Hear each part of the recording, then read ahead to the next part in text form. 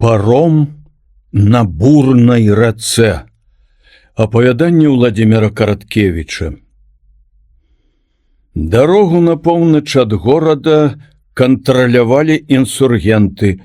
Ездзіць па ёй было небяспечна. Таму ганцам, каб трапіць у размяшчэнне коннага палка, даводзілася скакаць з захаду, перапраўляючыся ў брод праз Друдь, або гэтая дарога была карацейшая, але яшчэ больш небяспечная, праз Днепро, каб адчуць сябе спакойна пад аховаю урадавых войск, да пэўнай ступені спакойна. На 50 вёрст вагінастага рэчышча быў толькі адзін паром на вярсту вышэй ад горада. Яго нельга было аддаць у рукі паўстанцам, якія маглі б такім чынам парушыць сувязь паміж часцямі карных войск і біць іх паасобку. Дзеля гэтага на левы, процілеглы гораду бераг Дняпра, генерал Фікельмонт выслаў роту выпрабаваных у баях салдат пад камандай капітана Поралеановича. Капітану не вельмі верылі, як нашчадку сепаратысцкай фаміліі і ўраджэнцу Магілёва. Таму дапамогу яму і на адпачынак паставілі таксама капітана Юрія Горова, карэннага русака са старой маскоўскай фаміліі. Горов быў ранены ў левую руку ў сутычцы з атрадам паўстанцам пад Ракавам і адасланы ў тыл на лячэнне і адпачынак. Тылу не было. У гэты трывожны жнівень 1863 года вайна была ўсюды. Белыя спрачаліся з чырвонымі. Беларусы не хацелі мірыцца з шавінізмам белага жонду. Вспыхвала, згасала і зноў выбухала абурэнне палітыкай цара. Пераспелае жыта плакала зярнятамі, а ў жыце стаялі шыбеніцы. І не ўстаў ніхто, і не сказаў людзям, што не можна рэзаць адзін аднаго, што свет вялікі і на кожнага хопіць ніў, што хлеб аднолькава смачны, на якой мове яго не называй, не мог сказаць. Справа ішла больш, чым пра хлеб. Справа ішла пра свабоду. Становішча было трывожнае. В канцы ліпеня генерал Фікельмонт даў загад знішчыць на Дняпры ўсе чаўны. Асобныя атрады выканалі загад. У чаўнах, віцінах і шугалеях да апошняй душагубкі папрасякалі днішчы. Было спалена бярвенне, з якога інсургенты маглі б звязаць плыты. Прыбярэжнае насельніцтва, якое жыло найбольш з рыбнай лоўлі, было асуджана на голад. Кардон, які абараняў паром, жыў нервова і напружана. А між тым баяцца не было прычыны.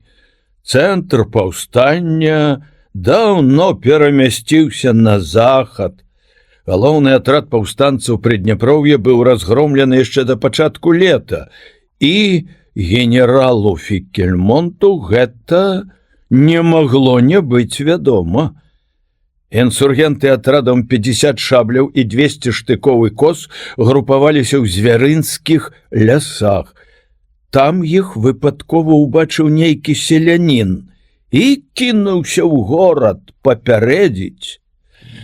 Дарогою ён адабраў брычку ксяндза і ўсю дарогу гнаў коней. Перад самым горадам прыпружаны конь здох, мужик выпраг карэннікаў, зваліўся на яго і палкоўнік Фролоў ушчэнт разбіў інсургентаў, абкружыўшы іх. Кіраўнік атрада Всеслав Грынкевіч быў узяты ў палон і асуджаны на смерць. Цяпер ён сядзеў на гарадской гауптвахце і чакаў. Яго павінны былі вылечыць, выспаведаць перад збаўцам ад грахоў і толькі потым застрэліць як сабаку. Дзеці-дэмакраты пажалі жудасны пасеў прыгоннікаў бацькоў. Але асобныя дробныя атрады яшчэ блукалі па пушчах, і пагуткі перабольшвалі іх сілу. Ніхто нічога не ведаў, як заўсёды на вайне, і кардон калаціла ліхаманка трывогі і жаху. Таму нікога не здзівіла, што 18 жніўня на кардон прыляцеў улан на ўспененым кані і нешта хутка перадаў пора Леановічу. Гораў пераправіў конніка на другі бераг. Загад Фікельмонта прадугледжваў абавязковую прысутнасць на плывучым пароме аднаго з афіцэраў пры 4 салдатах, і са шкадобаю глядзеў, як жывёл амаль па-чалавечы стогнучы выносіла улана на стромы чырвоны адхон. Это было надвячоркам. Парыла так нясцерпна, што салдаты і капітан абліваліся потам. Цьмяная ад сонца люстра ракі здавалася мёртвым, не боўтала рыба, і шэрыя чаплі на водмелях стаялі змораныя, падобныя на пачварных вядзьмарак, апранутых у лахманы. Толькі ластаўкі ў быстрым лёце чыркалі крыламі ваду, ды недзе за бясхмарным гарызонтам бурчаў нябачны пярун, бурчаў упарта, раз-пораз. «Будзе верабіная ноч», — падумаў Гораў. Быццам адказваючы яму, адзін салдат уздыхнуў: «Залье нас сёння, як вясной будзем куваць на востраве». Процілеглы бераг быў нізкі, толькі на ўзвозе, дзе стаялі хатка паромшчыка і адрына, быў высакаваты пясчаны ўзгорак, упрыгожаны 2 хвоямі і дзесяткам чорных вольх. Туды вада не даставала. «Іван», — спытаў салдата Гораў, — «ты тут 5-й год служыш. Што, шалеяў на вальніцу Дняпро?» «Рака з карахтарам». Твар у салдата быў чырвоны, абліты сонцам, упалавень залівае ўсю пойму. Толькі верхавіны над вадою дрыжаць. І так вёрст на 7. Нядобрае месца для парома, пані, вось што я вам скажу. Тут і ў вераб'іную ноч дрэнна. Все старыкі на пойме вадой пазалівае. Унь той клін адрэжа. Перапраўляцца нават і не думай. Канцы. Паром торкнуўся ў бераг, і адразу лаза на беразе, якая дагэтуль плыла перад вачыма, спынілася, замерла. Салдаты з вясёлым гоманам пацягнулі на ўзвоз чорны мораны дуб, прывезены на паліва. Капітан уздыхнуў. І яму на хвіліну стала зайздросна. Быць такім шчыра вясёлым, такім неўтаймавана жыццярадасным, гэтага ён не мог. Усё тое ж самае.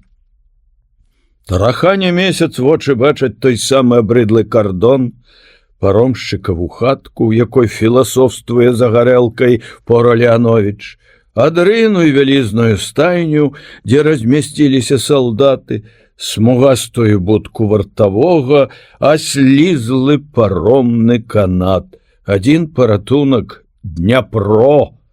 Да і той ляжыць цяпер пад свінцова-цяжкімі промнямі сонца, трывожны і нямы. А ў Маскве цяпер цішыня. Масква толькі пачынае ажываць, вяртаюцца з дачы маёнткаў людзі. На ліпах нескучна асаду першыя жоўтыя лісцікі, з багатых восеньскіх рынкаў даносіцца пах валовых мордачак, улюбёныя яблыкі маменькі. Маменька, пэўна, паехала цяпер у манастыр маліцца за здравие воіна Юрыя і каб Бог дараваў яму веру. Едзе паўз круціцкае падвор'е ў сваёй нехлямяжай, падобнай на гарбуз брыдцы. Фурман Сідар з вялізным на 3 задам крычыць на сустрэчных страшным голасам: «Адзі, сцеражыся!» а ў блакітным небе сляпуча блішчаць купалы сабораў і плыве лягусенькі контур круціцкага терамка. А вось і сам ён, Юрый, выходзіць з парадных дзвярэй, праходзіць дарожкай пад ліпамі, з насалодаю дыхаючы празрыстым і ўжо схаладнелым паветрам. Ванька з прарехам пад пахай трусіцца на козлах. «Эй, Ванька!» І вось ляціць брычка. Спачатку па Цвярской, потым бульварам, потым на Арбаты, узмывае, захлынаецца ў грудях ад радасці сэрца. Так, вайна скончана, вайны ніколі больш не будзе, і ліпы, і Арбат, і цудоўныя асабнячкі. І Надзін устае яму насустрач у гэтай сваёй белай сукенцы. «Гэта вы? Божа мой, як я рада!» І зноў занадта паспешліва апускае да вышывання свае невінныя цёмна-сінія дзівосныя вочы. Што з таго, што яны толькі двойчы абмяняліся некалькімі словамі, што яны амаль незнаёмыя, ўсё адно гэта Масква і сонца, і дзень без крыві і стрэлаў. І Масква — гэта і ёсць Надзін, Надзенька, Надзейка, як кажуць тут. Што з таго, што ён цэлы год не бачыў яе, што яны мала знаёмыя? Ось ён бачыць яе валасы колеру ржавых кляновых лісцяў, такія пушыстыя, мяккія, лягусенькія, падасланыя белым радком не раз прыпухлай ніжняй губкай. «Надзенька, каб вы толькі ведалі, як я сумаваў па вас, як нестерпна мне было без вас на гэтай зямлі, што стаптана капытамі конных палкоў». Яна ўсміхаецца, і цішыня. Недзе ўдарыў і змоўк у шкляным паветры далёкі звон. Шчасце, Масква і цішыня. Цішыня ў шатах ліп, цішыня. Стрэл? Гораў ад неспадзяванкі спатыкнуўся аб корань, які д'ябал ведае на што выпер акурат на дарозе і адразу пачуў за плотам распанелы грудны голас: «Сымон, давай карту!» Стрэлы гэты голас вярнулі яго на зямлю. Юрый глыбока і цяжка ўздыхнуў і амаль з нянавісцю агледзеў страшны ў сваёй мёртвасці Дняпро. Бровы маладога чалавека задрыжалі, але ўжо ў наступны момант ён авалодаў з сабою. Нездарма яго паважалі за шалёную храбрасць. Цвёрдай хадою падаўся ў двор. Гэты сумны двор, выбіты як ток, абкружаны паламаным плотам. Сярод двара тварамі да забітай брамы стаялі два чалавекі: салдат-дзяншчык і афіцэр. Салдат трымаў скрынку з пісталетамі і распачатую калоду карт. Афіцэр браў са скрынкі пісталеты і, амаль не цэлячыся, страляў у браму ў маленькі белы чатырохкутнічак, прыбіты да шула. «А, камрад, да зброі віссусы гусары!» Горава, каторы ўжо раз уразіў яго сухі прыгожы твар, белыя валасы і бакенбарды, і, галоўнае, страшнаватыя блакітныя вочы, у якіх відна была пагарда да ўсяго. Яшчэ рэзкі шрам паўз брывою левую скронь. Калі пры першай сустрэчы ён запытаўся ў пора Леановіча, адкуль узялася гэтая адметіна, той неахвотна буркнуў: «Шпагаю тут адзін падурэў, штафедрон». «Ну і што?» – спытаў тады Гораў. «Паспадзяваўся занадта на французскую школу», – сказаў Леановіч. «У славутага, бачыць, Мерсье вучыўся». Гораў ведаў, што чалавек, з якім звёў яго лёс, мае славу першага ў палку і не толькі ў палку брэцёра, што ён страляе толькі дуэльнымі пісталетамі, але за такім заняткам, як сёння, застаў Леановіча упершыню. «Руку набіваў», — сказаў пора Леанович. «Адвучвацца нельга». Сымон, быццам хочучы пахваліцца поспехамі пана, аддзёр ад шула карту і здалёк паказаў яе Юрыю. «Ат глупства», — сказаў Леанович. «Нічого не разумею», — сказаў Гораў. «Звычайны туз, жалудовы». «А вы паглядзіце лепей», — сказаў капітан. Гораў падышоў, схіліўся над картай і мімаволі пацягнуў ротам паветра. Туз быў віновы. 3 кулі, пасаджаны амаль адна в адну, зрабілі з віны жолуд. «Капітан», — сказаў Гораў, — «это лепшае, што я калі-небудзь бачыў». «Лухта», — сказаў капітан, — «хаем лепей вып'ем». Это была звычайная вясковая хата, толькі што з бакоўкаю, ды яшчэ палілася па-беламу, так што хоць у гэтым афіцэрам пашанцавала. Вялізны, даўно не габляваны стол, шырокія лавы, цемнаваты спас на покуце, на вокнах вазоны, Алёнчыны слёзы. Сухія слёзы, бо зямля ўся ў тытунёвым попеля, ажно шэрая. Адзінай аздобай пацямнелых сцен былі 2 лупкі. На адным святы Елісей з тварам ідыёта пасылаў на отракаў мядзведзіцу. Фарба ад німба ў Елісея расплывалася па галаве. На другім лупку 3 татарыны дзялілі палон, дзяўчыну-паланянку. Пакуль Сымон ставіў на стол гарэлку, гуркі са смятанаю, міску з варанымі кіяшамі і патэльню, на якой клекаталі ў масле смажаныя гусцёркі, пора Леанович сядзеў на лаве ля акна, аглядаў пісталеты і размаўляў сам з сабою. «Зброю міл свет, Юрий Александрович, трэба даглядаць толькі самому. Это адзіная машина, годная двараніна. Масло для зброі. Арыстакрат сярод машынных маслаў. Толькі самому. Мой сябра аднойчы загінуў таму, што крэмень у дуэльным пісталеце быў тлусты. Нават не брудны, проста тлусты ад пальцаў». Гораў глядзеў, як пальцы пора Леановича з незвычайнай пяшчотай мацалі сталь і здзіўляўся, чаму не шматслоўны.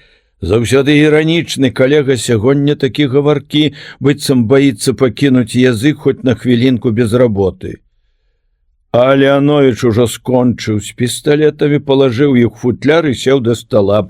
«Сёння я нап'юся», сказаў вельмі сур'ёзна ён. Гораў сеў за стол з другога боку. Ён толькі прыгубіў першую чарку, піць не хацелася. За акном пякло, аж нельга было трываць. Грозны Дняпро ледзь варочаў у разамлелых берагах цяжкія, як расплаўленыя волава плыні. Пярун бурчаў ужо зусім блізка, гневна, амаль без перапынку. Гэтае чаканне жахлівага, разлітае ў млявай прыродзе, прыгнятала нервы. Кроў здавалася густой і цяжкай, як ртуць. Яна цякла павольна, нараджаючы паныла злосныя, амаль ліхаманкавыя думкі. А Леанович куляў чарку за чаркай, як быццам усё памятаючы, што яму трэба напіцца да моцы Божай. Уважаючы на сённяшні настрой Леановича, ад гэтай моцы Божай можна было чакаць чагось цікавага. І таму Гораў амаль не здзівіўся, калі пора Леанович раптам адсунуў чарку. «Война называется», — сказаў ён. Сумна, Юрачка. Мне б тады ваяваць, калі рабавалі, закосы валілі пад сябе дзяўчат. А тут замест всяго гэтага капеечны віст і бацькоўская лупцоўка пейзан. Да, мы з расійскай гісторыяй.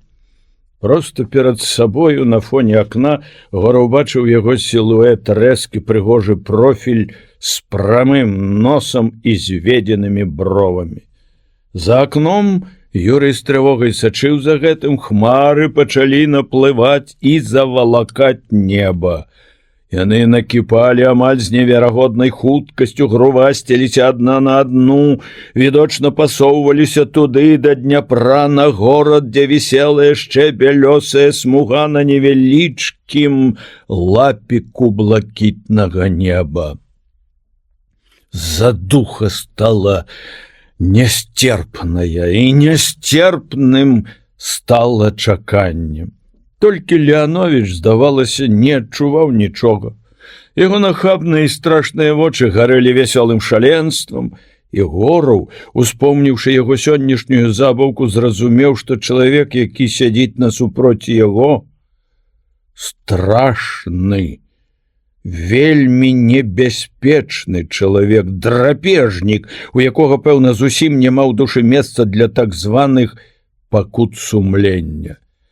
Леанович торкнуў пальцам у адзін з лупкоў. Мы вось, як гэтыя тры татарыны. Адзін татарын Филька, так ён зваў генерала Фікельмонта, другі татарын я, а трэці вы, вельмі шаноўны Юрый Александрович, дзелім цноту прыдняпроўскай зямлі, занятак сэнсам, бо пад каго толькі не клалася яна, і выходзіць, што ўсё гэта па меншай меры не патрэбна. І тут пачалося. За акном, як бач, сцямнела. Шалёны віхор праляцеў дваром, задёр шинель на галаву вартавому, нахіліў на страху стайні чорную вольху, і тая затрапятала, сагнуўшыся ў дугу. Шаленства пераднавальнічнага ветру не скончылася на гэтым. Ён надумаў, відаць, наведацца ў госці да людзей у хаце. Раптоўна грукнулі дзверы. Страшэнная пройма поцягнула да печы, дмухнула ў чалеснікі, задерла на дарозе абрус, ледь не сорвала яго са стола разам з наедкам і вылетела ў комін, сказаўшы выразным фальцэтам: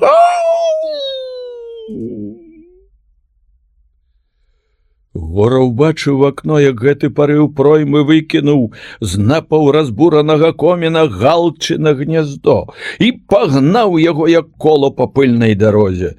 «Сымон, чортаў сын!» — крыкнуў Гораў.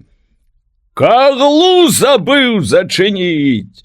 І сам кінуўся да печы, зачыніў каглу, падторкнуў і анучаю. Сымон скочыў у дзверы, капантаны, зачыніў іх, паправіў абрус, шуснуў бакоўку і бордзенька выскачыў адтуль з запаленай свечкай.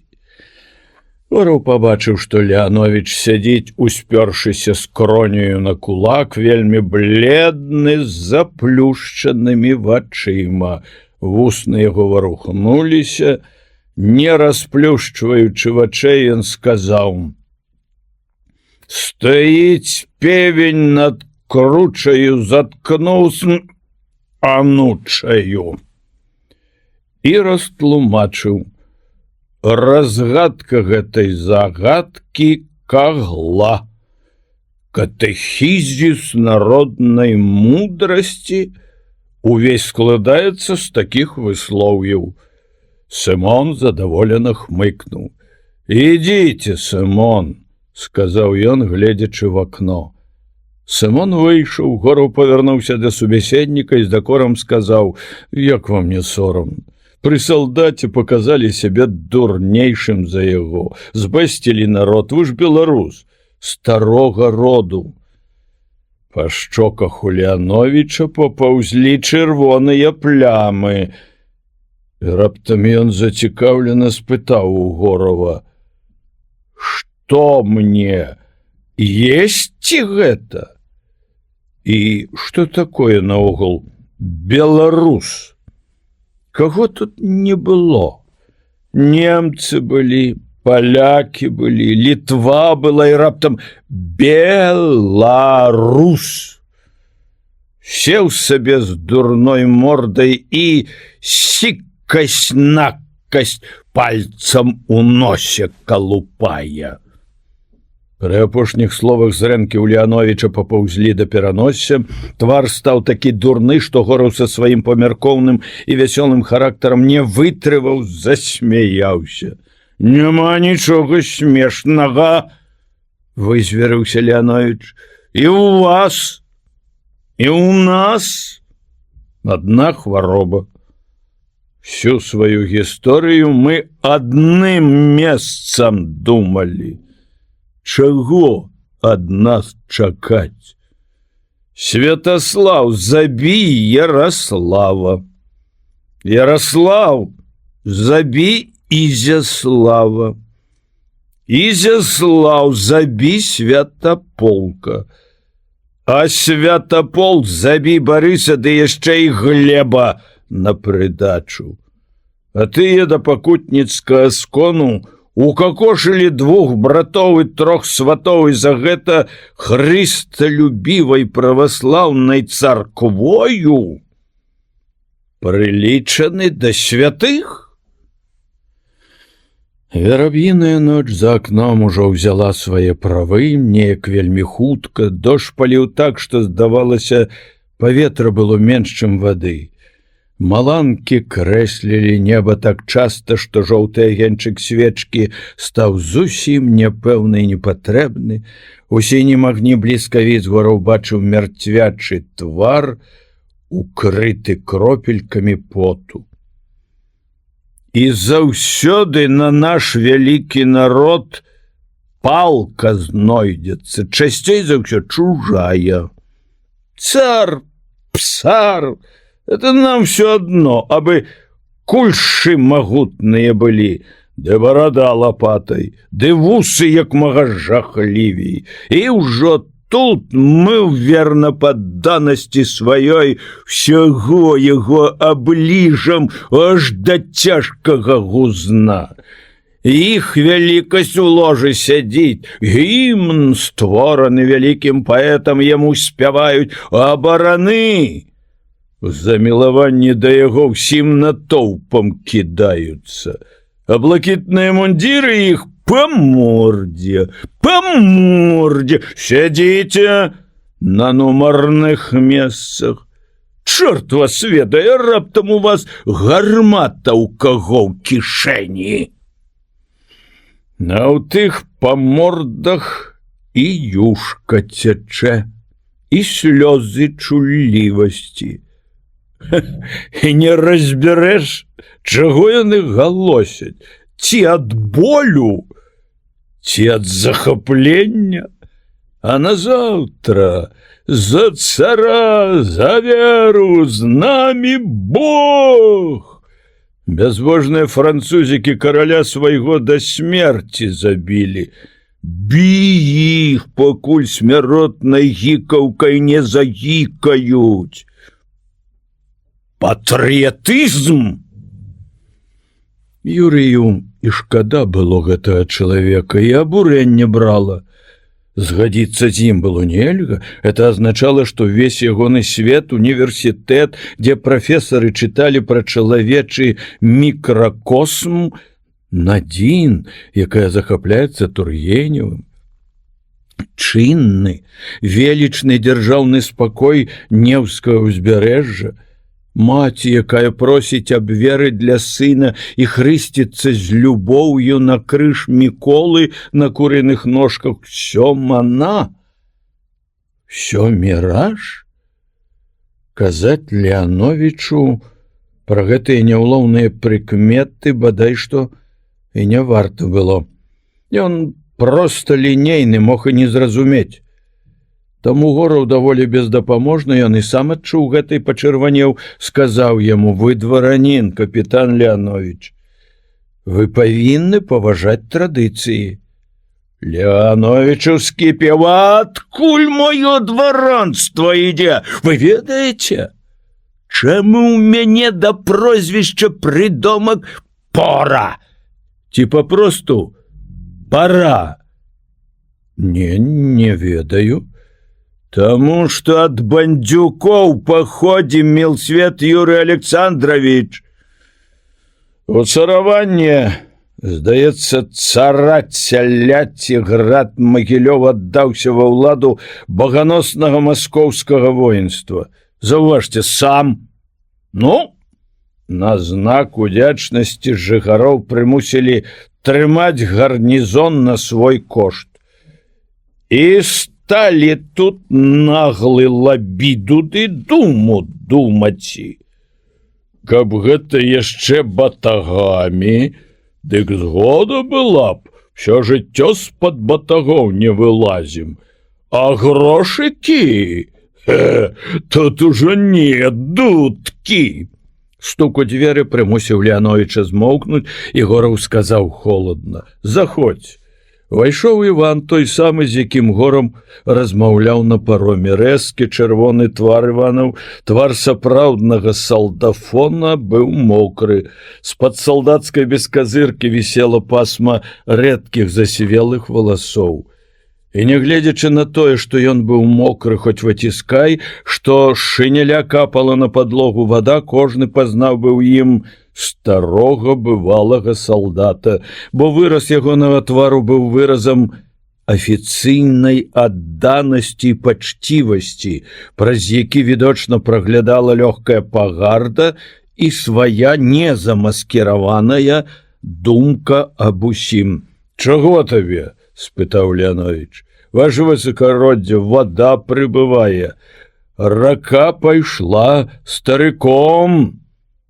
Гораў мог бы пабажыцца, што на твары ў Леановича мільганула радасць. «Брашы больш!»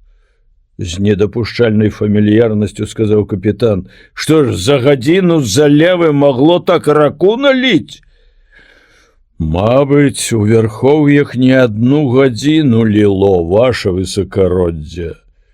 Вадамерная рэйка напалову пад вадою. Ну і што з таго? Праз паўгадзіны яна схаваецца ўся, старык заліе, будзем на востраве. Ну і добра, не два можам не чакаць мяцежніку, ідзі да д'ябла». І, убачыўшы, што салдат всё яшчэ стаіць, спытаў: «Ну чого табе яшчэ?» «Прахожыя могуць сунуцца ў ваду на звычайным пераездзе цераз старык. Дазвольце там каравул паставіць, могуць патапіцца». «Табе што да таго?» – спытаў капітан. «Няхай не суюцца ў ваду, няхай варочаюцца ў збаровы, там начуюць, ніякіх каравулаў». «Слухаюся, ніякіх каравулаў», – сказаў Іван і выйшаў. Леанович яшчэ хвіліну маўчаў, гледзячы за акно, дзе ў сінім святле маланак буйна скакалі па зямлі густыя вадзяныя бізуны, потым казаў далей: «І надумалі рэзаць кроўных братоў. Калі ваш продак сярод іх быў, дык я яму не пазайздрошчу, бо некалькі тысяч іх было, і ніхто не ўцёк. Пачалося з таго, што нехта са стральцоў на кірмашы пірог у бабы ухапіў. І тут мой продак, як хрысціянін, не вытрымаў, выбег з ратушы з крыкам «Пара!». Увесь мікалаеўскі спуск касцямі закідалі. Адсюль пайшла новая назва – касцярня. Колькі стральчыхі па іх пагаласілі, колькі дзеці, нічого не зробіш. Любоў да брата, а з-за чаго? За пірага ўсё, родненькі, за пірага. З пірага і дваранства наша пачалося. Кароль польскі, бац, прывілею даць Леановичам прыдомак пара. Не, пара, а як на іхняй мове это дрэнна гучыць, то перарабіць на пора. Весяліся, Марцэля. А потым у горад польскае войска, ды кожнага 20-го жыхара на слуп. Няма чаго зламысныя змовы з Масквою заводзіць. Эх, павесяліліся. У вас ёсць народ, сказаў Гораў. Ёсць павага да чалавека, любоў да яго. Хіба гэтага мала? Не ведаю, многа дрэннага робяць улады, але ж людзі не вінаватыя. Мы вельмі любім народ, сказаў Леанович, усміхаючыся краёчкам прыгожых губ. Каб зручней залазіць яму ў кішэнь. Не, вы, Юрий Александрович, з вашай слінявай вераю ў чалавека ідзіце, ведаеце куды. Это быдла. По галаве трэба біць, і вашай, і нашай, і польскай, і всякае. Іншага яны не варты. Шкадаваць? Каго? За што? За тое, што яны мэкаюць і бобам сыплюць? За тое, што ў іх спіна прыстасавана для сядла? За тое, што іхнія зады самі пэндаляў просяць? Не, Юрий Александрович, будем шчырыя. Ёсць мой мозг. І моя рука, што кожнага здолее ўзяць за глотку. Я іду, хіліся! І нікога не шкадуй для сваёй мэты. Пакуль у сілачку не ўваб'ешся, маўчы, слухайся і паступова прывучай усіх баяцца сябе. А там не шкадуй ні жанчын, ні дзяцей, ідзі па трупах. І добра табе будзе. З людзьмі всякія сродкі добрыя. Здрада, атрута, данос, а пасля нож, бізун, турма. І не трэба саромецца. Я не саромлюся. На прыгожыя словы пляваць. Я такіх брыдот нараблю, што ўсіх ванітаваць будзе. Вас будзе ванітаваць, а я тым часам на кожнага петлю накіну і зацягну.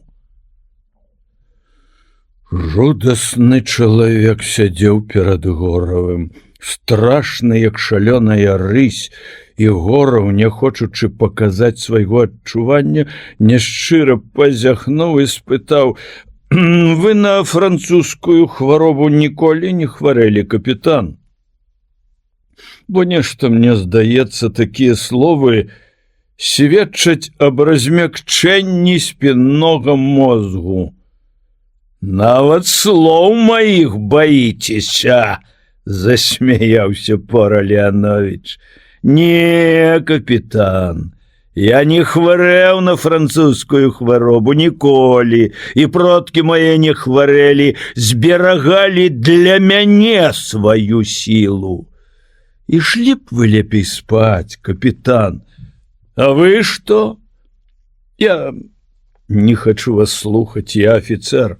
Чтоб я не думаў, я звязаны прысягай і законамі гонару. Псу пад хвост, сказаў Леанович. Ён устаў, шырока пацягнуўся, выпростваючы мускулы, засмяяўся. Прашчур, малайчына.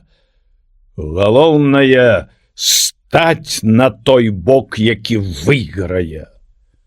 Гораў адышоў ад стала, успёрся локтямі на падваконне і прыціснуў лоб да халоднага шкла. Дождж ліў так, што ўся зямля ў сляпучым святле бліскавіц укрывалася сінім мільгаценнем кропель. Быццам поле нізкіх ля самай зямлі кветак вырастала і зноў згасала ў цемры. Білі грымоты, нехта люта сваволіў, ломячы ў хмарах тоўстыя дрэвы. Пра шум дажджу пачуліся шоргат колаў па хліпкай зямлі, глухія галасы. Гораў угледзеўся ў цемру. Нехта прыехаў, ён накінуў плашч і выйшаў. Сярод двара ў косым святле, што падала за кон, стаяла запражаная пара. Дымелі спіны замораных коней, за імі ледзь вымалёўваўся цёмны сілуэт лёгкай брычкі з падузнятым верхам. Фурман, сівавусы чалавек, падобны ў плашчы на натапыраную птушку, завіхаўся ля коней, ад маланак цень яго вялізны і нягеглы кідаўся ва ўсе бакі. Фіранка брычкі адшмаргнулася, з-за яе ступіла на прыступку невялічкая нага. Жанчына, высокая і зграбная, у цёмным плашчы, стала проста ў ваду, якая плыла па ўсім двары, і азірнулася. «Сюды, пані!» Спяшаючыся з ганка ёй насустрач, голасна сказаў Гораў. Ён адчыніў перад жанчынаю дзверы, тая пераступіла парог і адкінула капюшон, мружачы вочы ад сляпучага пасля цемры агеньчыка свечкі. Здзіўлены Леановіч глядзеў на жанчыну вялізнымі вачыма. Глядзець было на што? Ніколі яшчэ Гораў не бачыў такога аблічча. Густыя цёмныя бровы, якія здаваліся б амаль мужчынскімі, каб не агромністыя, як чорныя азёры, бліскучыя вочы і прыпухлы маленькі рот. Прамы невялічкі нос, мяккі авал трохі асіметрычнага аблічча, якому самая гэтая асіметрычнасць надавала дзіўны выраз мяккай жаночай пакорлівасці і адначасова ўладнасці, нават прывычкі ўладарыць. Адкуль гэта, падумаў Гораў? Ад арыстакратызму? Наўрад, яна, відаць, такая самая арыстакратка, як я, проста чалавек духу і думкі, а ўладнасць? Як гэта я не здагадаўся? Проста таму, што мужчыны не могуць не быць рабамі перад такой жанчынай. І ён адчуў, што каб не мундзір, каб не вайна, ён, можа, і сам стаў бы яе рабом. І нёс бы гэта рабства нават з прыемнасцю. На цёмна-русых валасах жанчыны над ілбом вясёлкава блішчалі маленечкія кроплі вады, і было ў гэтым твары нешта дзіцячае і безабароннае пры ўсёй даросласці. Леановіч уздыхнуў і схаваў твар у далоні. Гораву здалося, што плечы капітана калоцяцца ад прытоенага смеху, але калі Леановіч падняў вочы, твар яго быў сур'ёзны. «На той бераг, калі ласка», — сказала жанчына. Леановіч глянуў на гадзіннік, было 11. «Сядайце, піце чай», — сказаў пора Леановіч. «Сымон, фурману шклянку гарэлкі, коней выцерці». «Дзякуй вам за добрыя словы, але я не могу». «Не пярэчце, калі ласка», — сказаў Леановіч. Жанчына прыўзняла на яго вочы, быццам здзіўленая гэтай нечаканай цвёрдасцю, але ўсё ж паслухалася, села. Гораў паспешліва згроб разам з абрусам рэшткі вячэры і выпіўкі, адной рукой правая вісела на перавязі.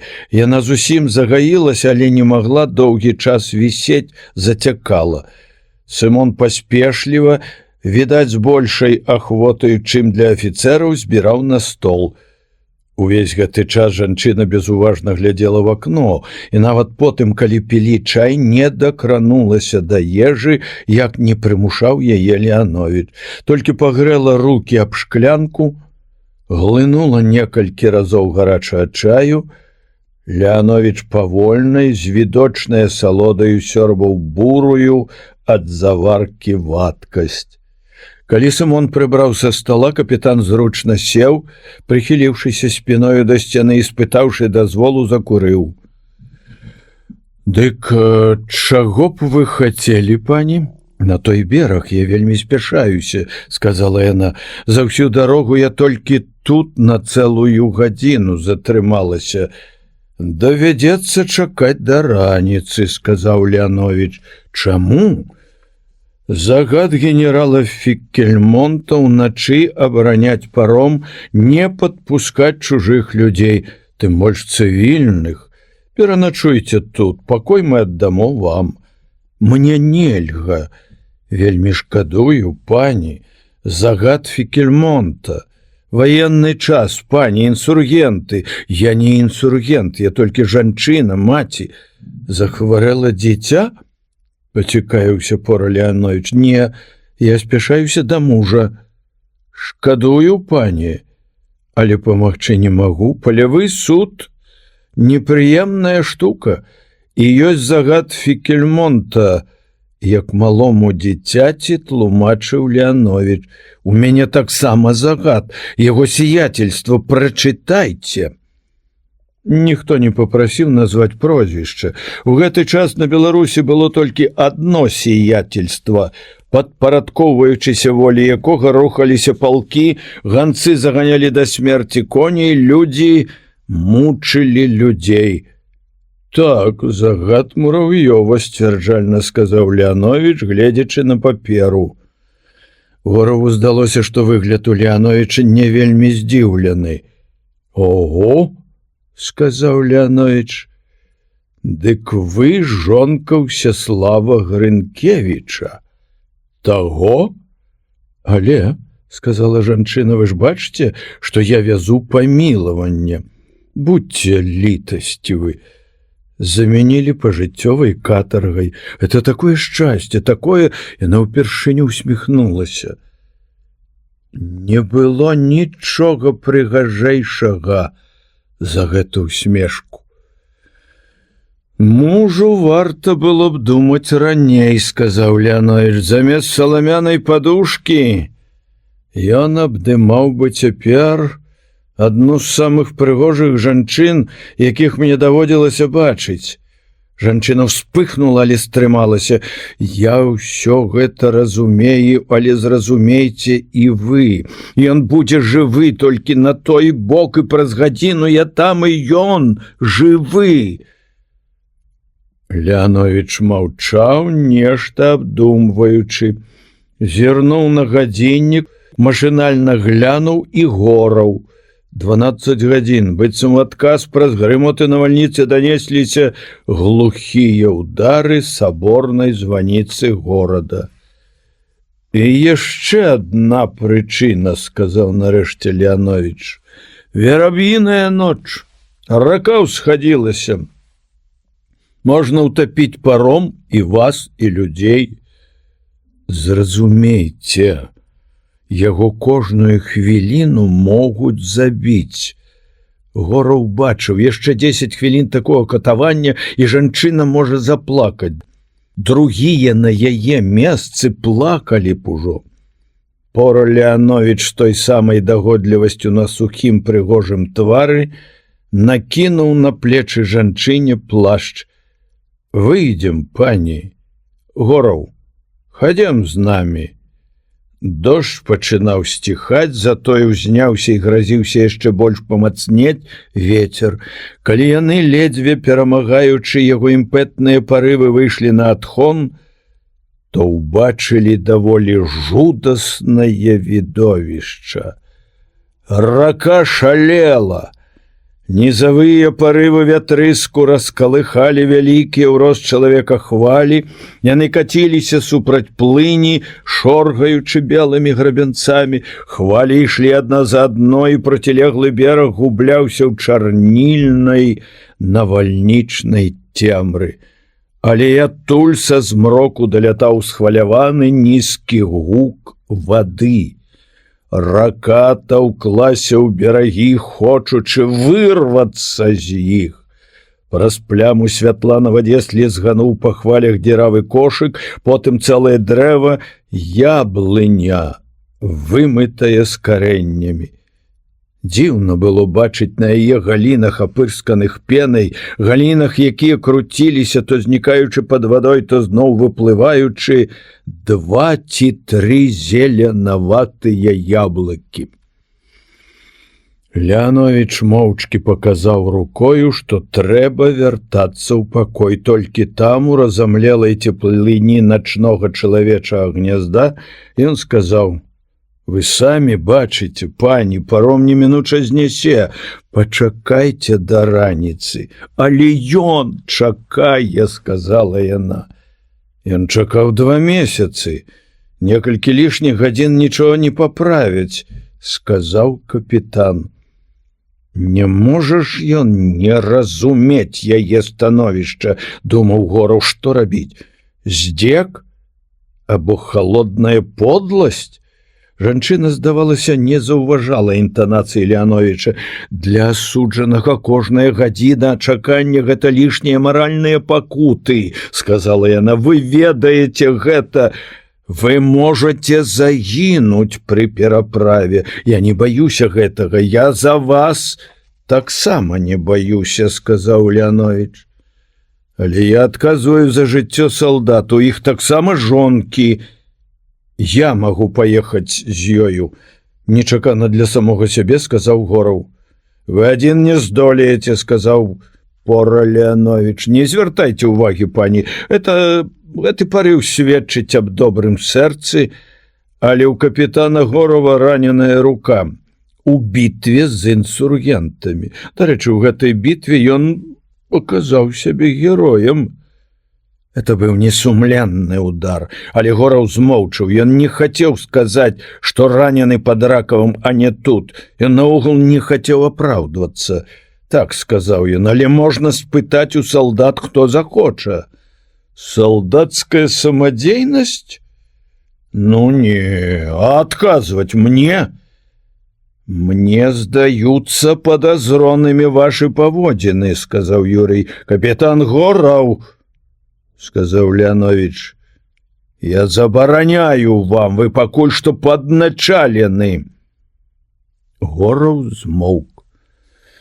Ён зразумеў, што капітана не зрушыць, што ён мацнейшы за каменны мур і такі ж раўнадушны. «Я паплыву», — сказала жанчына. «Я добра плаваю».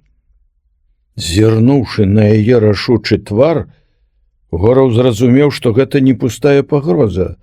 «Я не дазволю вам гэтага», — сказаў Леанович. «Вы забылі, што я мужчына? І волей лёсу адказваю за жыццё дамы, за ваше жыццё». «Вы мужчына?» — сказала яна. «Сапраўдны мужчына сам паплыў бы са мною, калі не хоча рызыкаваць салдатамі і гэтым паромам. Вы проста баязлівец». «Я 10 разоў стаяў на бар'еры пад кулямі», — сказаў Леанович. «Я тройчы ранены на вайне». Яна кінулася да яго, потым бяссільна апусцілася на лаўку. «Майце літасць, пан капітан». Слухаць маўчанне, якое настало пасля гэтых слоў, было нясцерпна. Гораў выйшаў на ганак і доўгі час стаяў, затуліўшыся ад халоднага ветру за рогам хаты. Потым, ледзь вырываючы ногі з раскіслага ўжо глею, пайшоў да брамы пад рэдкім, як слёзы, дажджом.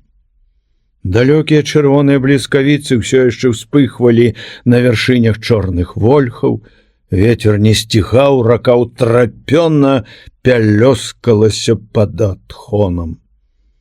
Гораў абышоў пасты, ўсюды яго сустракалі воклічамі, кардон не спаў. У гадзіну ночы, агледзеўшы ўсё, што трэба і не трэба, Гораў усё яшчэ хадзіў пад дажджом, падыходзячы нарэшце да ганка паўз асветленыя вокны хаты, ён убачыў у акне твар Леановіча.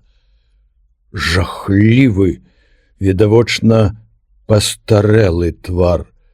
Леановіч глядзеў у цемру.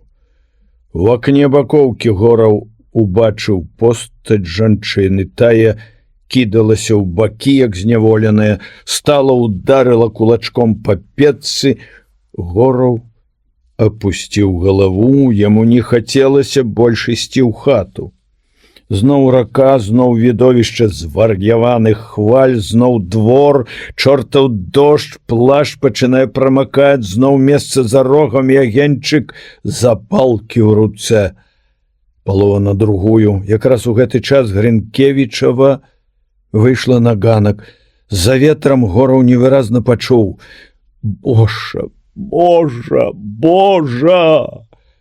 За яе спіною з'явіўся ў цемры аранжавы прастакутнік дзвярэй, і ў ім цёмная постаць. «Зайдзіце ў пакой», — сказаў Леановіч, — «я адказваю за вас». Яна нехаця паслухалася, і Гораў, адчуваючы, што зараз можа адбыцца нешта жахлівае, пайшоў за імі ў пакой, зноў убачыў змучаны, без крывінкі твар. «Майце літасць!» І раптоўна ўся сіла гэтай натуры, вся яе палкая страстнасць выбухнула парывам гора, падобнага чымсьці на экстаз. «Няўжо ў вас не было кахання, хоць маленькіх успамінаў? Яшчэ 3 гады таму ён быў толькі маім жаніхом. Разумееце вы?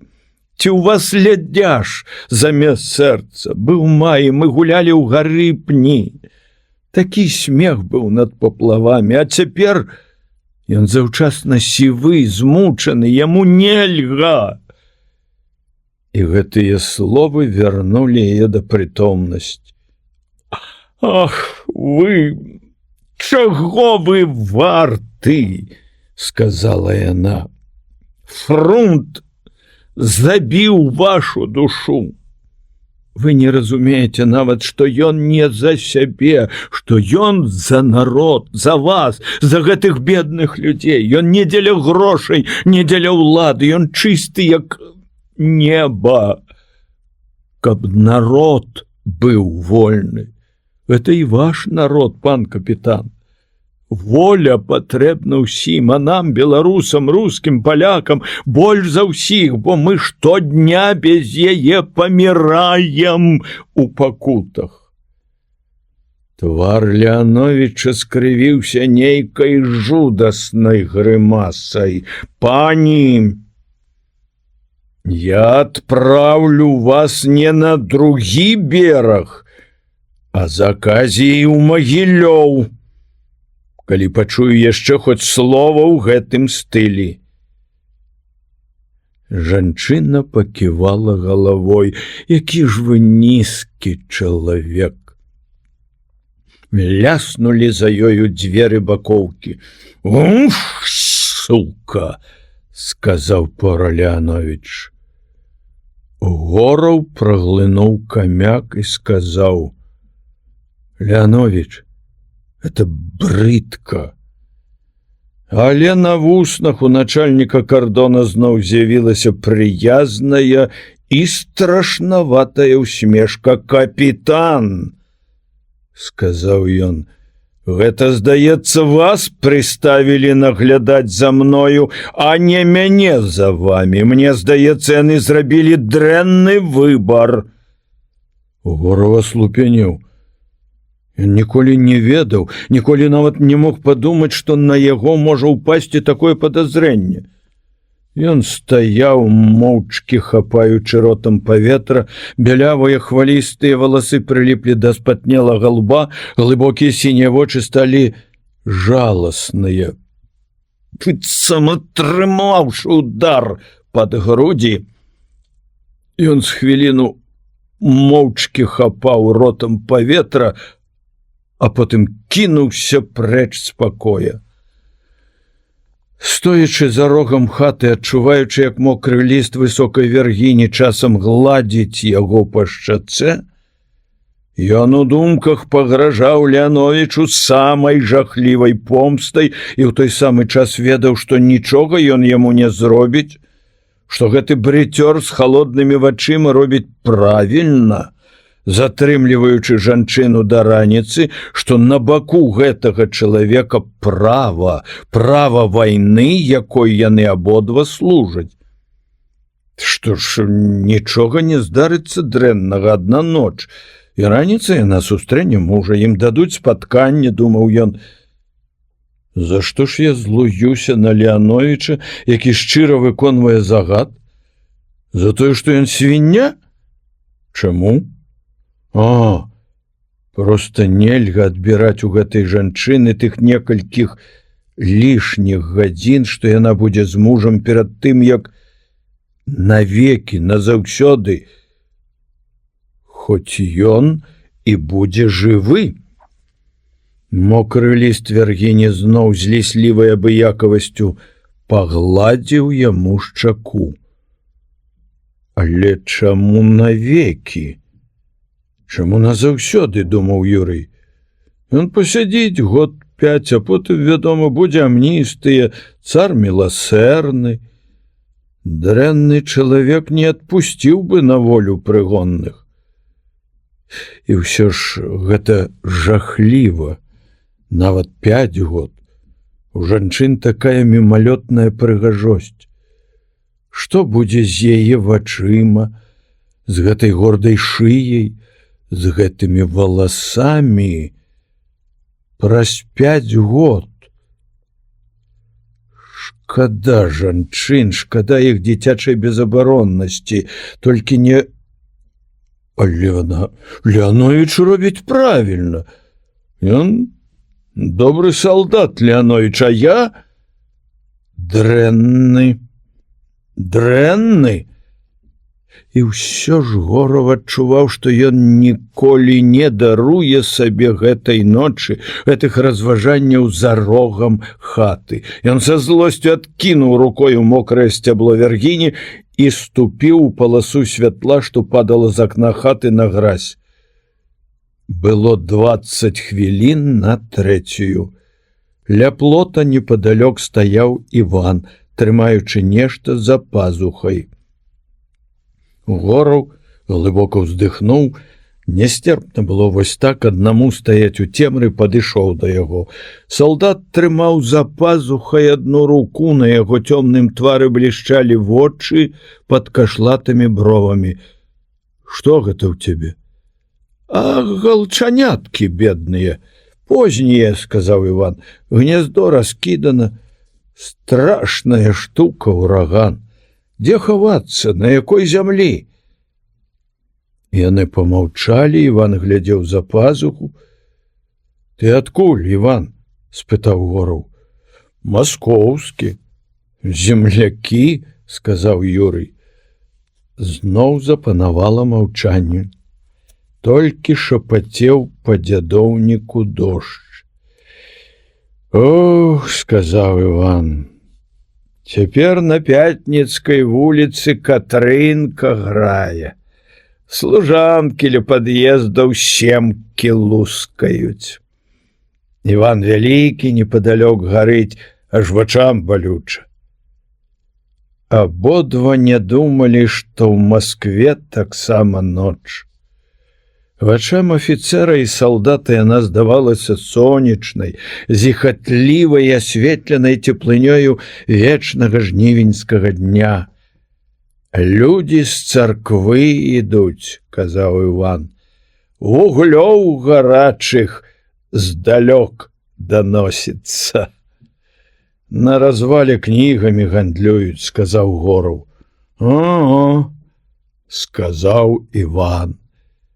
І Гораў таксама адчуў гэта. Ён стаяў пакутліва, адчуваючы, што яму штосьці трэба ад гэтага салдата, што яму трэба штосьці вырашыць. Галчаняткі вы, дурныя. Бач, вачыма лыпаюць. І раптам Гораў амаль нечакана для сябе сказаў: «Іван, як пераправіцца цераз раку?» Іван з-пад лба глянуў на афіцэра, павагаўся, а потым адказаў: «Ну, можна». Тон яго быў не зусім упэўнены. «Ты не думай», — заспяшаўся Гораў, — «я сам з табою паеду». «Вядома, загад, барин, іначай нельга», — сказаў Іван. «Можна б і ў начальніка кардона спытаць». Але ён, відаць, заснуў і дадаў: «Мы човен схавалі». «Човен? Як асмеліліся, а загад?» «А адкуль у нас рыба ў юшцы?» — спытаў салдат. «Што ж нам на кашы сядзець, калі самі сабе не паможам?» «Добра, добра», — сказаў Гораў. «Што ж, Іван, са мной паедзеш?» «Цяжка ўтраіх», — уздыхнуў Іван. «Але паспрабаваць трэба. Едзем». «Ну, што ж?» Іван памаўчаў, потым падаў голас камусьці ў цемру: «Сідар, а Сідар, галчанятак вазьмі».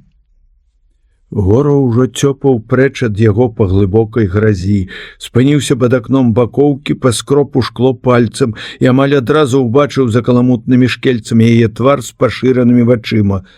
Гораў прыклаў палец да губ, і яна здагадалася, бязгучна расчыніла акенца.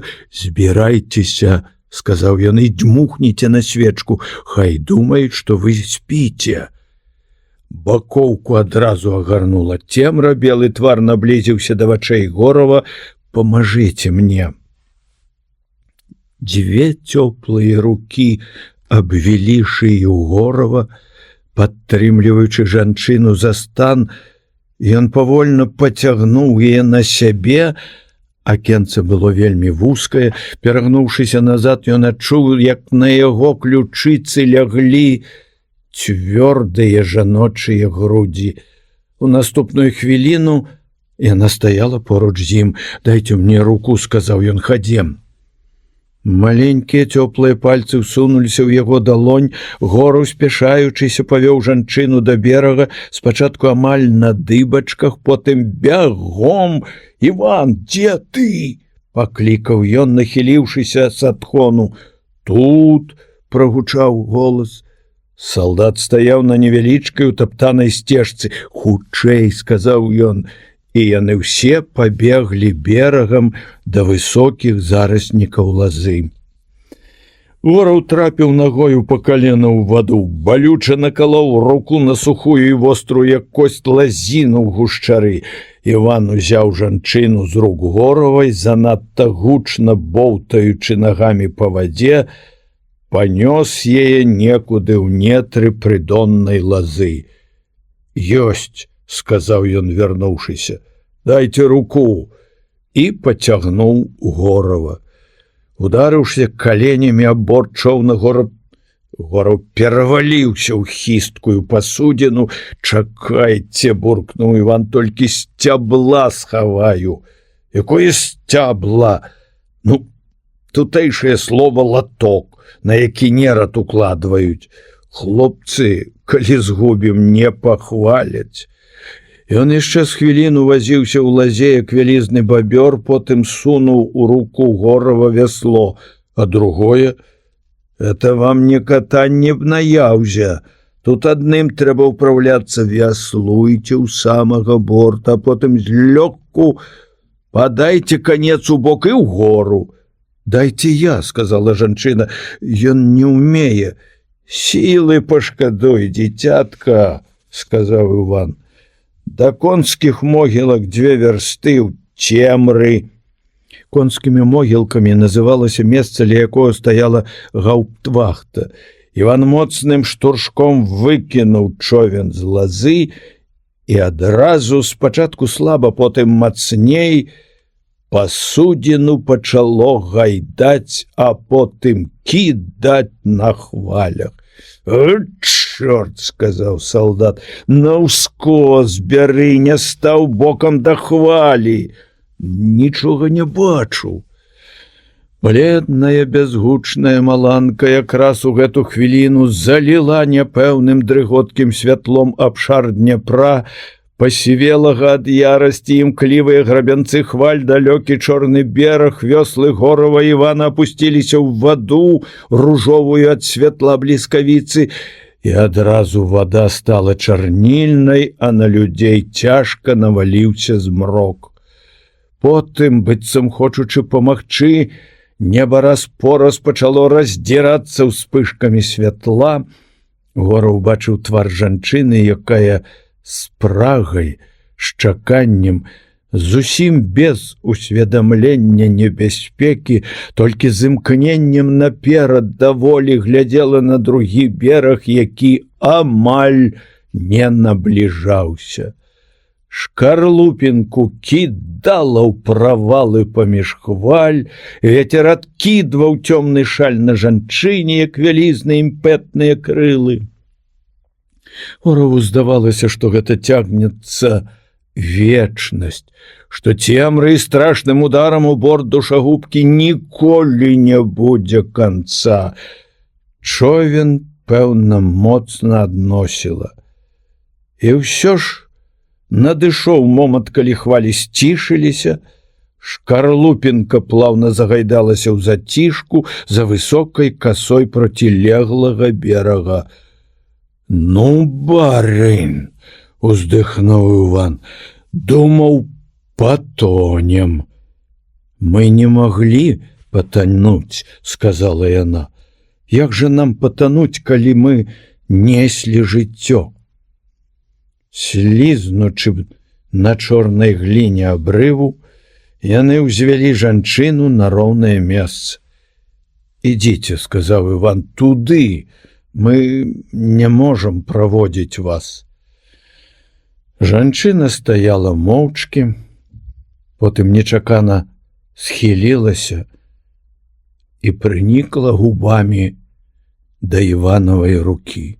«Што вы!» — мармытаў той, выдзіраючы шорсткую, як капыт, руку з яе пальцаў. «Дзякуй вам, дзякуй», — казала яна, — «дзякуй за добрыя рукі, за сэрца». «От!» — Іван матнуў рукою і занадта паспешліва стаў спускацца з абрыву. «Ідзіце», — сказаў Гораў жанчыне, — «хутка пачне днець». І раптам адчуў цемры, як жанчына прыціснулася шчакой да яго грудзей, дакранулася губамі да яго шчакі. «Дарагі, родны мой друг, ідзіце, ідзіце», — сказаў Гораў, адчуваючы, што слёзы просяцца на яго вочы. «Я іду, — паспешліва сказала яна.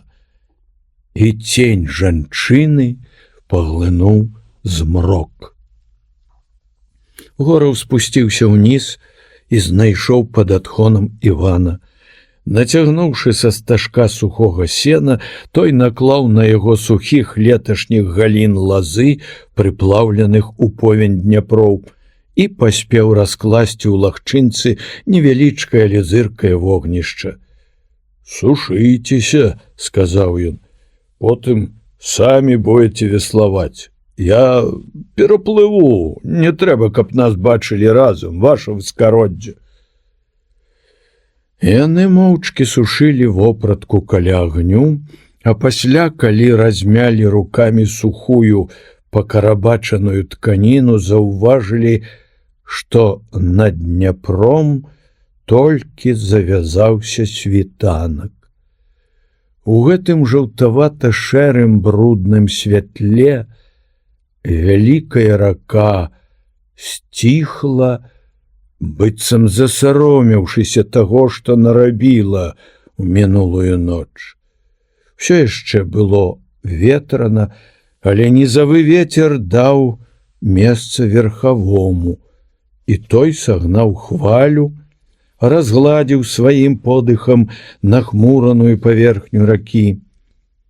Яшчэ падалі кроплі дажджу, але відно было, што дзень хутка усміхнецца всімі сваімі прамытымі і цёплымі барвамі. Да і дождж быў такі рэдкі, што незразумела было, ці то падалі скупыя кроплі, ці небывала дружна хадзіла жорам верхаводка. Іван скруціў вопратку вузел і, трымаючы яе на паднятай руцэ, сказаў: «Дык я паплыву, ваш выскароддзе. Прыйду потым на кардон паплавамі». І сказаў, быццам даравання прасіў, быццам не афіцэр падбіў яго на процізаконны ўчынак: «Вайна вайною, а баб шкада, вельмі баб шкада». Калі Гораў, не зусім спрытна валодаючы вяслом, перабраўся цераз Дняпро і паплыў каля нізкага берага, дзень вось-вось павінен быў перамагчы світанне, раскашавала мокрая лаза, цяжкія някошаныя травы на берагах дымелі, з улоння Дняпра плыла сытая пара, як ад вядра з сырадоем. «Божа!» – падумаў Гораў, «нават рэкі цякуць малаком, і на гэткай зямлі, поўнай даброшчаў, паміраць і такой светлай раніцай чакаць смерці? Ну не, няхай хоць на 2 гадзіны скараціць такое чаканне, і то добра, я не шкадую». За павароткаю ракі адкрыўся зусім непадалёку кардон. На паромным прычале стаяў, успёршыся на балясы, млявы пора Леанович з цыгаркаю ў зубах. Паплёўваў у ваду. Іранічным позіркам глядзеў на човен, які набліжаўся, выплываў з імглы. Гораў прывязаў човен у лазе, выбраўся з яе на сухі бераг і пайшоў паўз прычал. Леанович глядзеў на зграбную постаць маладога чалавека нейкімі дзіўнымі, саркастычна пагардлівымі вачыма. І гэтыя вочы прымусілі Горава зрабіць выгляд, што нічога не было, што яны толькі што развіталіся. «Баюся, што вы дарэмна пайшлі на парушэнне прысягі, капітан Гораў». Юрый спыніўся. Вочы яго спакойна сустрэлі позірк вачэй Леановича. Тут не прысяга. Вайсковы загад не можа датычыцца жанчыны, якая вязе літасць свайму мужу. І той не афіцэр, хто не паможа жанчыне ў такіх абставінах. Вы яшчэ хлопчык, капітан. Як лёгка яна вас абдурыла. У яе загад графа Мурав'ёва. Святая невіннасць. Стары хрен проста не можа раўнадушна бачыць жаночага хараства. У яе загад. І нельга гуляць жыццём памілаванага. На вуснах пора Леановича з'явілася іранічная усмешка. Вы лічыце, што наш граф так лёгка выпускае з петлі людзей? Не разумею вас. Яму проста апрыкрылі жаночыя просьбы. Яму да слёз хочацца, каб яго лічылі высакародным, каб хоць адна прыгожая жанчына лічыла вылюдкам не яго, а фільку. Што? Ён замяняе страту пажыццёвай катаргай і пасылае жанчыну. А за 2 гадзіны да гэтага з губернатарскай поштай пасылае фельд'егера, каб на месцы паспяшаліся. Гораў сцяў зубы. Калі гэта праўда, то ён падлюга. Ён чалавек, сказаў Леанович. Чаго ад людзей чакаць. Што далей? Спытаў Гораў. Жанчына, відаць, не шкадавала грошай, яна ехала, наступаючы яму на пяты. Як яна магла зрабіць такую дарогу за 48 гадзін? Не ведаю. Это трэба быць жалезным чалавекам. І ўсё ж фельд'егер вырваўся з апошняй станцыі, узяўшы апошняга коня. Ён аперадзіў яе не больш, чым на 2 гадзіны. Твар Горава быў белы, як палатно. «Не лічыце графа дурным», — сказаў Леанович. Ён помаўчаў хвіліну, Гораў не мог болей вытрымаць. «Дзе той фельд'егер? Вы самі яго перавезлі цераз Дняпро над вячоркам. Это Улан прывёз мне загад, што б там ні было, затрымаць гэтую жанчыну да 3 гадзін раніцы, хопіць, каб прыняў апошнюю літасць ад папа, памаліўся апошнюю ноч і ўдосталь пакачаўся на шворцы. А ў яе вечныя пакуты сумлення, што спазнілася на паўгадзіны? Магчыма, сказаў Леанович. Ну што ж, сказаў Гораў. Я парушыў ваш план, яна ўсё ж паспее, і гэта дрэнна, што вы рабілі, што вы зрабілі, гэта вельмі несумленна. Не мне ж іх шкадаваць. Як кажуць, воўк ваўку, чалавек. А вы парушылі абавязак і гонар афіцэра. Гонар афіцэра не ў тым, каб быць катам. А жанчына паспее, яна не можа не паспець. Леанович не слухаў яго. Для самазаспакаення думаеце, што гэты інсургент быў крыклівы кар'ерыст, а яго жонка распусніца. Гэтага не на тое, што вы кажаце. Ідзіце па трупах, дарагі Гораў, ідзіце па трупах, а пакуль што? Ён пазяхнуў. Пакуль што ідзіце лепей выспіцеся. Бадай што і я пайду. Падсвядома, нейкімі глыбінямі душы Гораў разумеў, што гэты чалавек падобны на сціснутую спружыну, якую лёгка выпусціць з палону, і тады яна б'е да смерці. Не варта было рызыкаваць, калі апошняя дзея ўсё ж асталася за ім, Горавым. Юрый як мага спакойна паглядзеў яго лянівыя вочы, поўныя жахлівай пагарды да ўсяго і пустаты, на рэзкі шрам паўз брыво. Бадай што ваша праўда, сказаў ён. Я добра папрацаваў тыя 2 гадзіны, што вы спалі. Трэба адпачыць. І ён пайшоў у гору да паромшчыкавай хаты. Пора Леанович глядзеў яму ў спіну цяжкім позіркам. Гораў спаў да 10 гадзін. Калі ён, умыты ружовы ад сну і заспакоены, выйшаў з хаты на бераг, дык убачыў Леановича ў той самай паставе.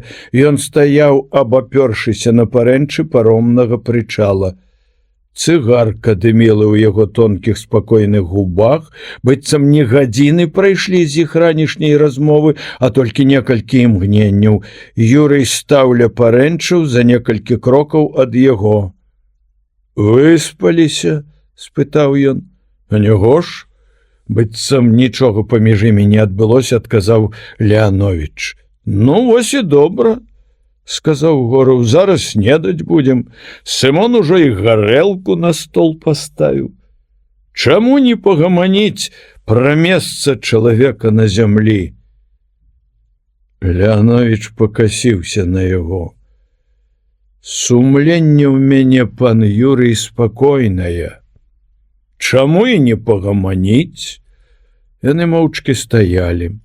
Леанович паплёўваў ваду, Гораў абдзіраў кару з ліпавага прутка.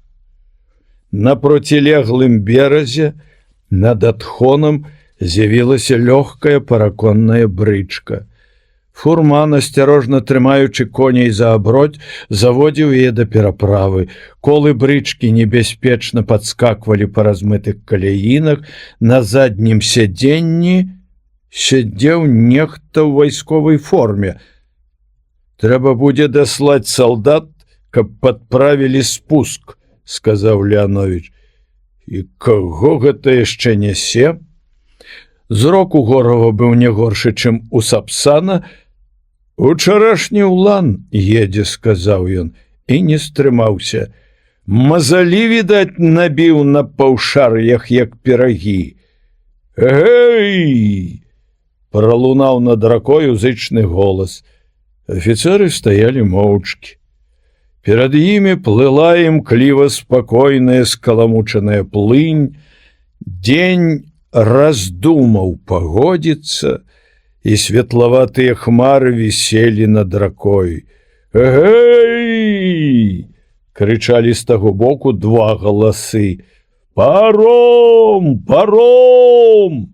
Паром!» Леанович ляніва павярнуўся да Івана. «І чаго гарлаюць?» — сказаў ён. «Бяры, Іван, 3 салдат і перавязі гэтых гарлапанаў сюды. Хто з афіцэраў паедзе, ваш выскароддзе?» «Ніхто», — сказаў Леанович.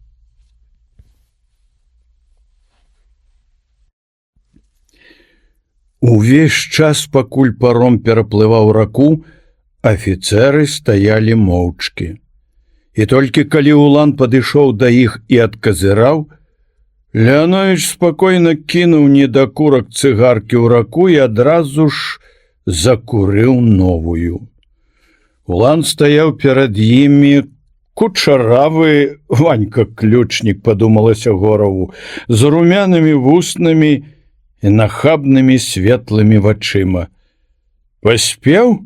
— спытаў Леанович. «Так точно. Што новага?» «Генерал Фікельмонт выказвае вам удзячнасць за дасканала выкананы загад». «Што?» — яшчэ нічога не разумеючы, спытаў Гораў.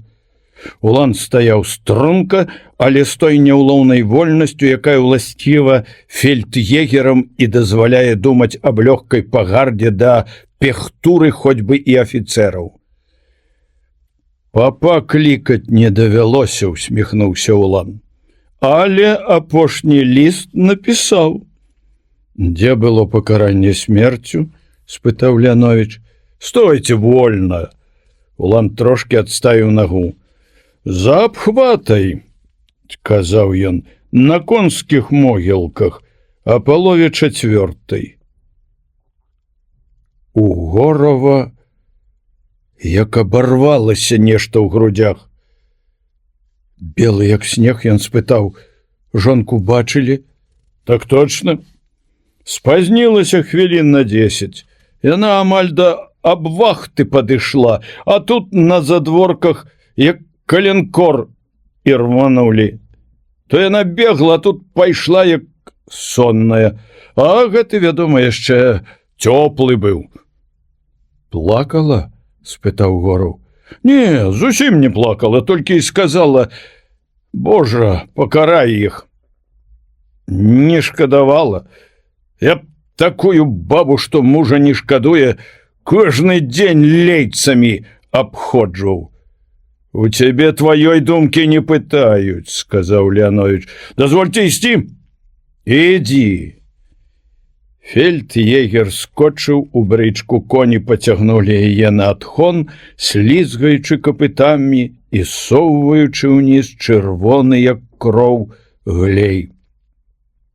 Потым колы заляскаталі паўз хату, па паплаўцы за ёю, па беразе Старыка. А потым брычка знікла.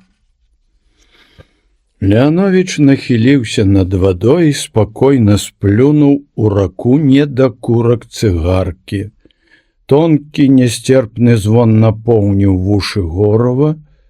Ён мацнеў, адчуваючы, што прытомнасць знікае кудысьці. Гораў варухнуў непаслухмянымі вуснамі. Голас на яго здзіўленне быў моцны і звонкі. І тады, ступіўшы крок наперад, Гораў выразна адчаканіў: «Капітан Пора Леанович, вы негоднік!» Леанович рэзка павярнуў галаву, адарваўся ад парэнчаў.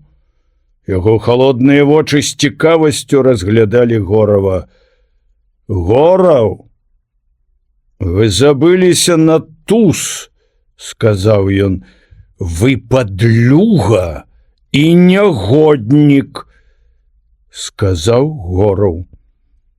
«На 3 крокі!» — сказаў Леанович. «Каб разбэшчаная знатнасць не абражала нявіннасці і чысціні». І раптам пасур'ёзніў. На гладка выгаленых шчоках набраклі каменныя жаўлакі. «Што ж, гэтым рана ці позна павінна было скончыцца. Мы занадта перашкаджалі адзін аднаму. Зайдзіце ў хату, возьміце стрэльбу і чакайце мяне на сцежцы ў Турск, ля вярбы. Я вас даганю, раю улічыць. Мы ідём на сяброўскае паляванне, на качак». І спакойна павярнуўся да Горава спіною, нават не паглядзеў на яго, калі той накіраваўся да хаты. Яны ішлі рука да рукі, як сябры.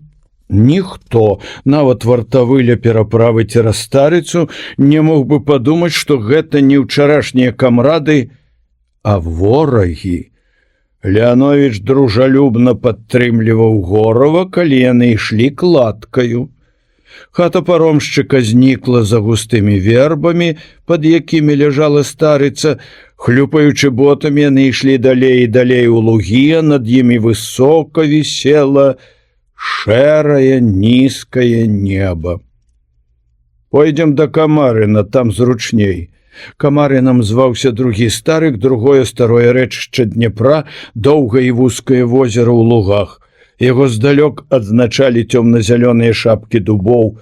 Гораву было ўсё адно, куды ісці. Ён ведаў, што гэта яго апошняя дарога, і таму згодна кіўнуў галавой. Пора Леанович са спакойнай усмешкай сказаў: «Біцца будзем без секундантаў, на гонар. У ваенны час за такую справу, якой мы хочам заняцца, пагражае цытадэль. Таму той, каму пашанцуе забіць другога, не павінен гаварыць пра дуэль, або, як казалі продкі, двабой. Забітага на інсургентаў». Гораў прагна дыхаў вільготным паветрам, тым паветрам, якое ў дні жніўня выразна прачувае раскошную цёплую восень. Крычалі кнігаўкі, малілі аб вадзе, хоць яе досыць было на залітых лугах. Іхні енк аддаваўся недзе глыбока пад сэрцам. «Піць, піць!» — крычала адна. Але Гораву здавалася, што гэта яна ў смяротнай скрусе плача. «Жыць! Жыць!»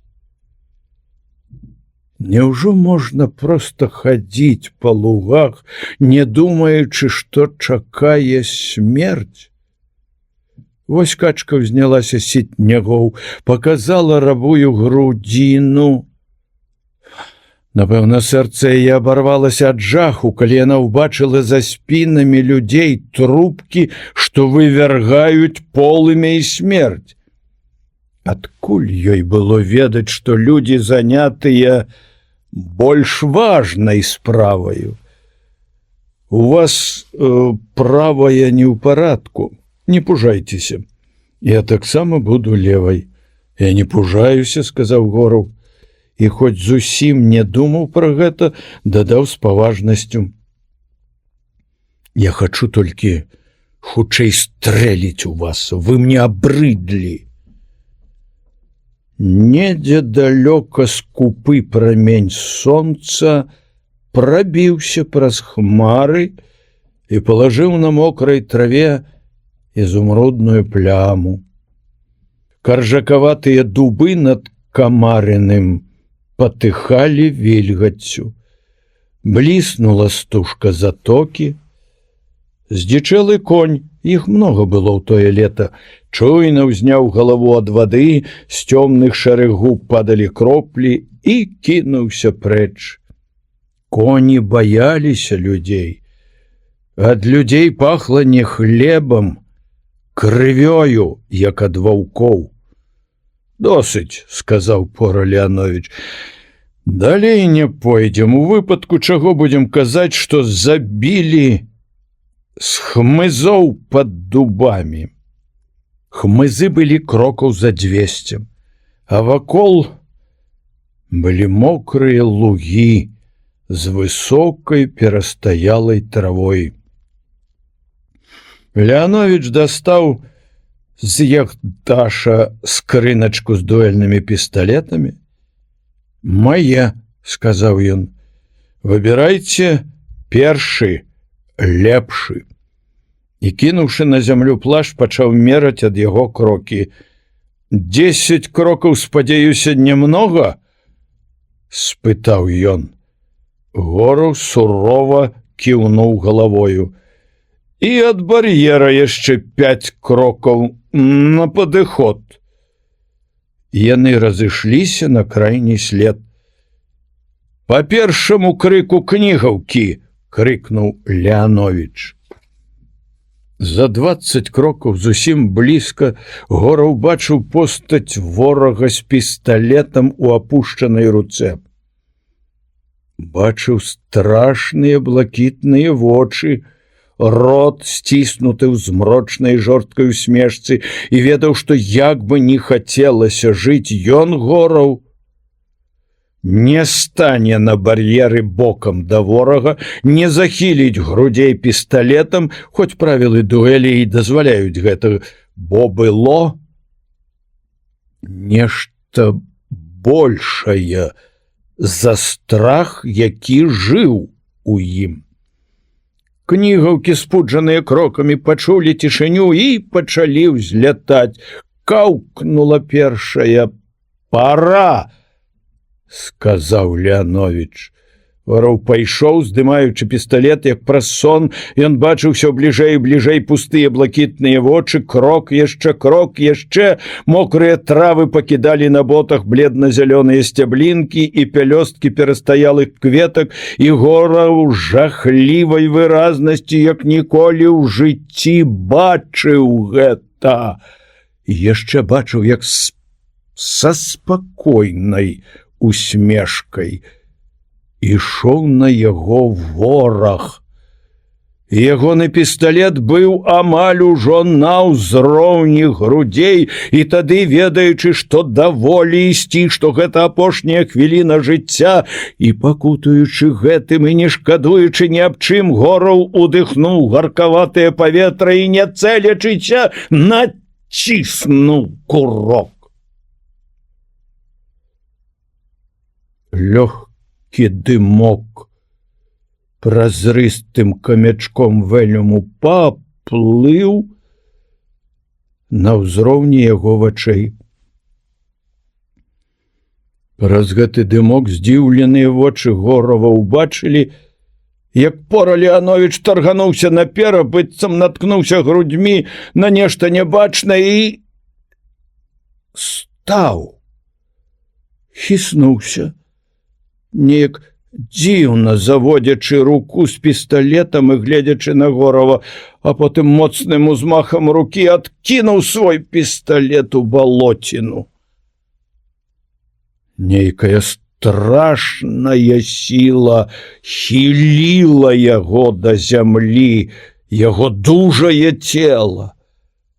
Ён змагаўся, але яна паставіла яго на дрыготкія калені і потым шпурнула на траву сваёй магутнай рукой. Ігораў кінуўся на дапамогу, забыўшы ўсё, і рвануў мундзір, раздзёр сарочку на грудях і ўбачыў нізка пад левым саском маленькую, круглую ранку. Это было зусім не страшно.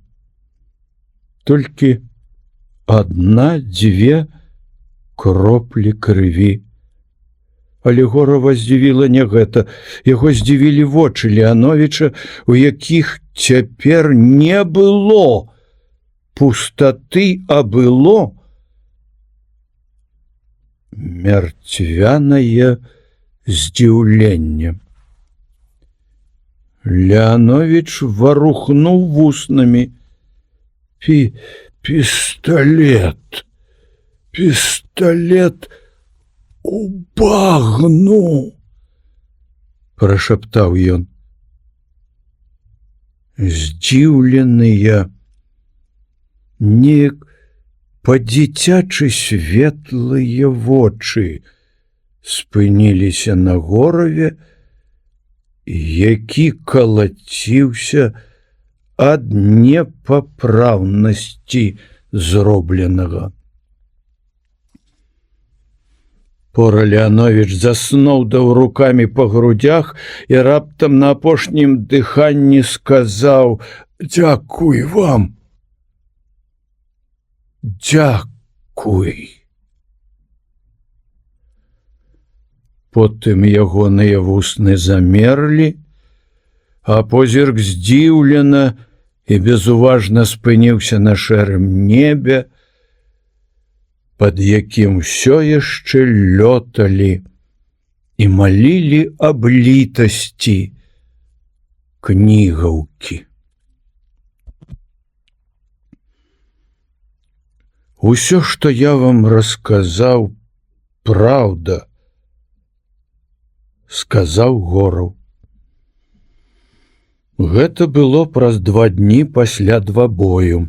За кардонам у лугах, непадалёк ад той вярбы, ля якой яны стрэліся ў дзень дуэлі, стаяла на збароўскай дарозе добра знаёмая параконная брычка.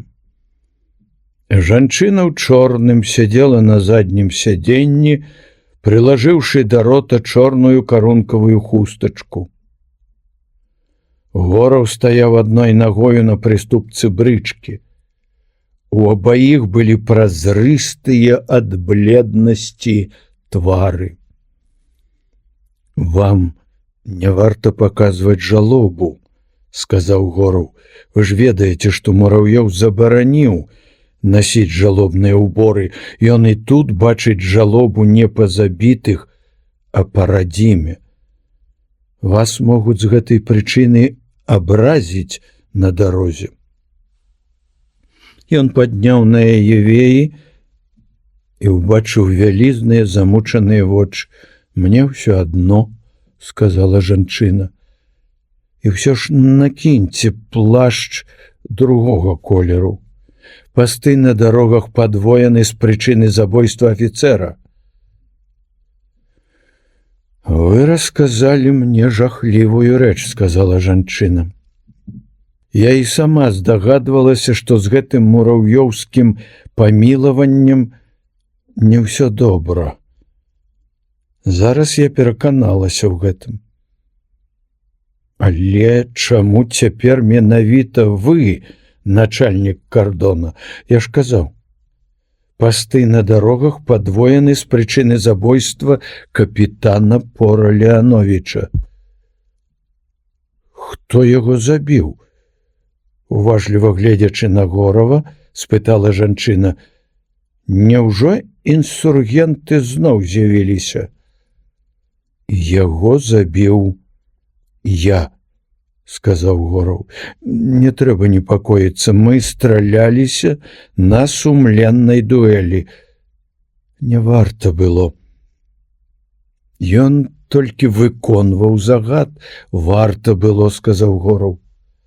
Варта для яго самога. Жанчына моўчкі глядзела на мокрыя лугі, што драмалі ў плямах скупога сонечнага святла.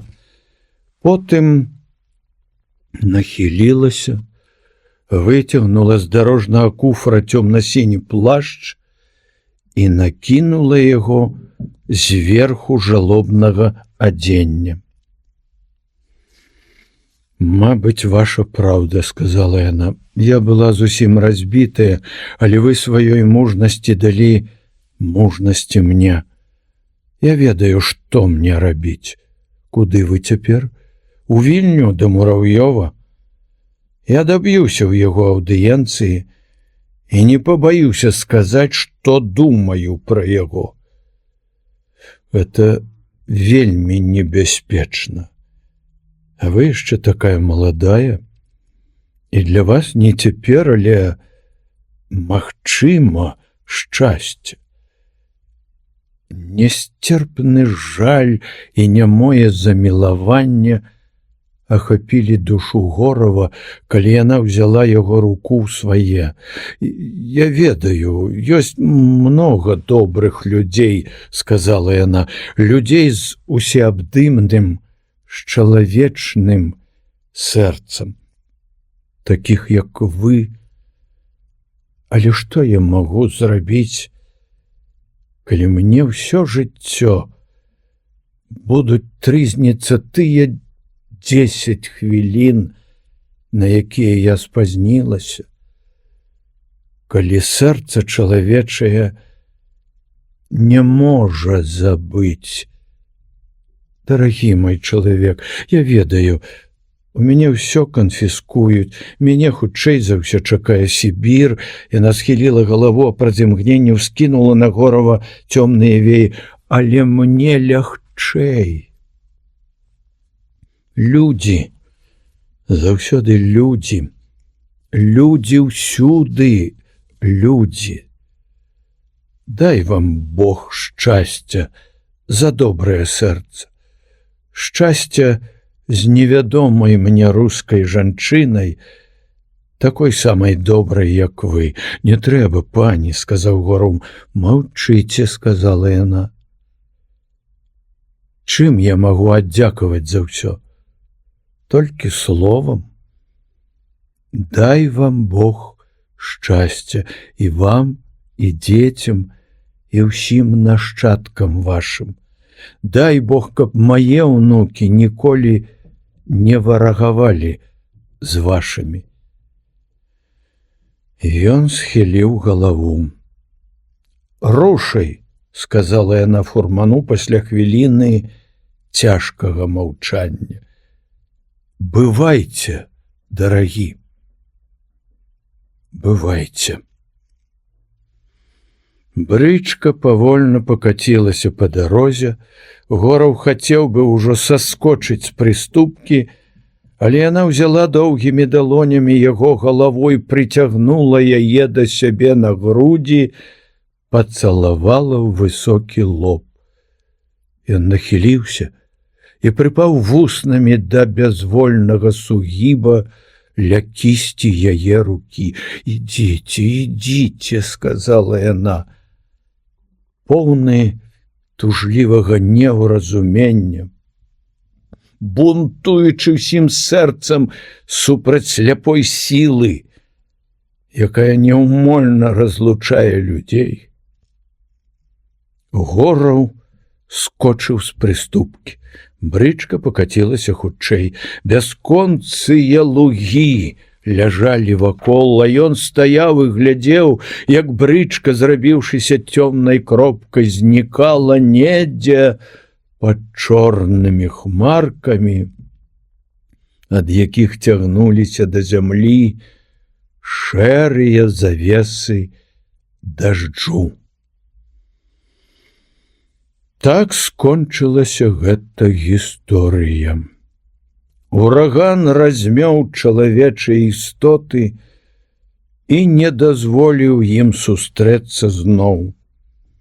Паўстанне грымела ўсё далей, адсоўваючыся на захад, а ў Прыдняпроўі настала ўжо заспакаенне. І тады да Горава пачалі прыглядацца. Смерць пора Леановіча некаторым здавалася падазронай. Доказаў не было і не магло быць. І ўсё ж агульнае падазрэнне было такое, што Гораў хутка вымушаны быў падаць у адстаўку.